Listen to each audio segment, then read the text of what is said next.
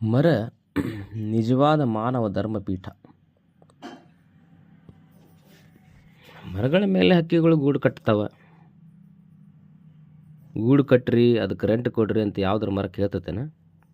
ಚಲೋ ಹಕ್ಕಿಗಳಿಗೆ ಮಾತ್ರ ಗೂಡು ಕಟ್ಟಕ್ಕೆ ಜಾಗ ಕೊಡ್ತೀನಿ ಅಂತ ಯಾವ್ದಾರ ಮರ ಹೇಳ್ತೈತೇನು? ಕಾಗೆಗೂ ಗೂಡು ಕಟ್ಟಕ್ಕೆ ಅವಕಾಶ ಕೊಡ್ತೈತಿ, ಗಿಳಿಗಳಿಗೆ ಕೊಡ್ತೈತಿ, ಹಾಡುವ ಕೋಗಿಲೆಗಳಿಗೂ ಅದು ಗೂಡು ಕಟ್ಟಕ್ಕೆ ಅವಕಾಶ ಕೊಡ್ತೈತಿ. ನಾವಾದ್ರೆ 3 ತಿಂಗಳ ರೆಂಟ್ ಅಡ್ವಾನ್ಸ್ ತೊಗೊಂಡಿರ್ತೀವಿ. ಒಂದು ಸ್ವಲ್ಪ ತಡ ಆತಂದ್ರೆ ಬಾಡಿಗೆ ಕೊಡೋದು ಕೊಟ್ಟಿಲ್ಲ ಅಂಥೇಳಿ ಜಗಳ ತೆಗಿತಿರ್ತೀವಿ. ಆದ್ರೆ ಮರ ಹಂಗೆ ಮಾಡಂಗಿಲ್ಲ. ನಾವು ಯಾವುದಾದ್ರೂ ದೇವಾಲಯ ಕಟ್ಟಿದ್ರೆ ಇವ್ರು ಮಾತ್ರ ಬರಬೇಕು, ಈ ಧರ್ಮದವ್ರು ಮಾತ್ರ ಬರಬೇಕು, ಇವರು ದೇವಾಲಯದ ಒಳಗೆ ಬರಬಾರ್ದು ಅಂತ ಹೇಳ್ತೀವಿ. ಆದ್ರೆ ಮರಗಳಿಗೆ ಆ ತಾರತಮ್ಯ ಇಲ್ಲ. ಯಾವ ಧರ್ಮದವ ಬಂದರೂ ಅದು ನೆರಳು ಕೊಡ್ತೈತಿ. ನಿಜವಾದ ಅರ್ಥದಲ್ಲಿ ಮಾನವ ಧರ್ಮ ಪಾಲಿಸುವುದು ಮರಗಳು ಮಾತ್ರ. ಅದೇ ನಿಜವಾದ ಮಾನವ ಧರ್ಮಪೀಠ.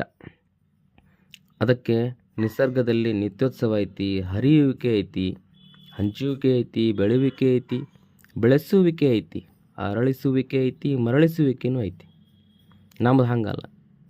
ಎಲ್ಲಿ ಹೋದರೂ ಬೇಡು ಕೆಲಸ. ಮನುಷ್ಯನ ಹೃದಯ ಅಕ್ಷಯಪಾತ್ರೆ ಆಗಬೇಕಾಗಿತ್ತು, ಆದರೆ ಇವತ್ತದು ಭಿಕ್ಷಾಪಾತ್ರೆ ಆಗೈತಿ. ಮನುಷ್ಯ ಓದ್ಯಾನ, PhD ಮಾಡ್ಯಾನ, ದೊಡ್ಡ ಆಫೀಸರ್ನೂ ಆಗ್ಯಾನ, ಆದರೂ ಟೇಬಲ್ ಕೆಳಗೆ ಕೈ ಒಡ್ತಾನ. DVG ಬಹಳ ಚೆನ್ನಾಗಿ ಹೇಳ್ತಾರೆ, ನೀ ಉಣ್ಣುವ ಮೊದಲು ತುತ್ತನ್ನು ಕೈಯಲ್ಲಿ ಹಿಡಿದು ಕೇಳಿಕೊ, ಈ ಅನ್ನ ನಿನ್ನ ಬೆವರಿನ ಹನಿಯಲ್ಲಿ ಬೆಂದಿದ್ದೋ ಅಥವಾ ಬಡವರ ಹನಿಯಲ್ಲಿ ಬೆಂದಿದ್ದು ಅಂತ. ಮನುಷ್ಯ ಬೇಡೋದು ಬಿಡುವುದಿಲ್ಲ. ಕನ್ಯಾ ನೋಡಕ್ಕೆ ಹೋದಾಗೂ ಎಷ್ಟು ಕೊಡ್ತೀರಿ ಅಂತ ಕೇಳ್ತಾನ. ಮನುಷ್ಯನಿಗೆ ಒಂದು ಸತ್ಯ ಗೊತ್ತಿರಬೇಕು, ಮಾವ ಕೊಟ್ಟಿದ್ದು ಬರೀ ಮನೆ ತನಕ, ಮಹಾದೇವ ಕೊಟ್ಟಿದ್ದು ಕೊನೆ ತನಕ ಅನ್ನೋದು. ಒಂದು ಎಕ್ಸಾಂಪಲ್, ಬೇಡಿಕೆ ಅಂದರೆ ಹೆಂಗಿರ್ಬೇಕು ಅನ್ನೋದಕ್ಕೆ ಒಂದು ಎಕ್ಸಾಂಪಲ್. ಒಂದು ದೇವಸ್ಥಾನ ಇತ್ತು, ಅಲ್ಲಿ ಒಂದು ಮುದುಕಿದ್ಲು, ದಿನ ಕಸ ಹೊಡಿತಿದ್ಲು. 50 ವರ್ಷದಿಂದ ಅದೇ ಕೆಲಸ ಮಾಡ್ತಿದ್ಲು. ದೇವರಿಗೆ ಅದನ್ನೆಲ್ಲ ನೋಡಿ ಒಂದಿನ ಆಕೆ ಮೇಲೆ ಕರುಣೆ ಬಂದು ಯಾವ ಮುದುಕಿಗೆ ಏನಾರು ಕೊಡಬೇಕಲ್ಲ ಅಂಥೇಳಿ ಅನ್ನಿಸ್ತು. ಅದಕ್ಕೆ ಅವ ಮ್ಯಾಲಿಂದ ಕೆಳಗೆ ಬಂದ, ಮುದುಕಿ ಮುಂದೆ ಬಂದು ನಿಂತ. ಅದಕ್ಕೆ ಮುದುಕಿ ಕೇಳಿದ್ಲು, ನೀ ಯಾರು ಅಂದ್ಲು. ಅದಕ್ಕೆ ನಾ ದೇವ್ರ ಕೈಲಾಸದಿಂದ ಬಂದೇನವಾ ಅಂತಂದು. ನೀ ಯಾಕೆ ಬಂದು, ನೀನು ಯಾರು ಕರೆದ್ರು ಅಂತ ಕೇಳಿದ್ಲು. ಯಾರೂ ಕರೆದಿಲ್ಲ, ನಾನೇ ಬಂದೇನಿ.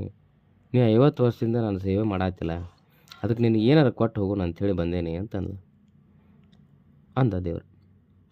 ಅದಕ್ಕೆ ಆಕೆ ಹೇಳಿದ್ಲು, ಹೌದಾ, ನನಗೇನೂ ಬೇಡ, ನಾನು ಇನ್ನೂ ಏನೂ ಕೇಳಿಲ್ಲ, ಈಗೂ ಏನೂ ಕೇಳೋದಿಲ್ಲ ಅಂದ್ಲು.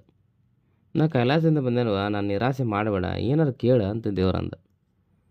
ನಿನಗೆ ಕೊಡಬೇಕಂತ ಏನಾರು ಇದ್ರೆ ನಾ ಸಾಯೋ ತನಕ ನಿನ್ನ ಸೇವೆ ಮಾಡೋಕೆ ನನ್ನ ಕೈಗೆ ಶಕ್ತಿ ಕೊಡು ಅಂತ ಕೇಳಿದ್ಲು. ಅಂದ್ರೆ ಮುದುಕಿ ಏನಲ್ಲ ಅಂದ್ರೆ, ಸಾಯೋ ತನಕ ಆಕೆ ಕೈಗೆ ಶಕ್ತಿ ಕೊಡ್ಬೇಕು, ದೇವ್ರ ಕೈಗೆ ಸೇವೆ ಮಾಡೋಕೆ ಆಕೆ ಕೈಗೆ ಶಕ್ತಿ ಕೊಡ್ಬೇಕಂತ ಕೇಳಿದ್ಲು. ಇದೇ ನಿಜವಾದ ಬೇಡಿಕೆ ಅಂಥೇಳಿ ನಮ್ಮ ಅಭಿನವ ಸ್ವಾಮಿಗಳು, ಗವಿಸಿದ್ದೇಶ್ವರ ಸ್ವಾಮಿಗಳು ಈ ಒಂದು ಇದರಾಗ ಹೇಳಿದ್ದಾರೆ.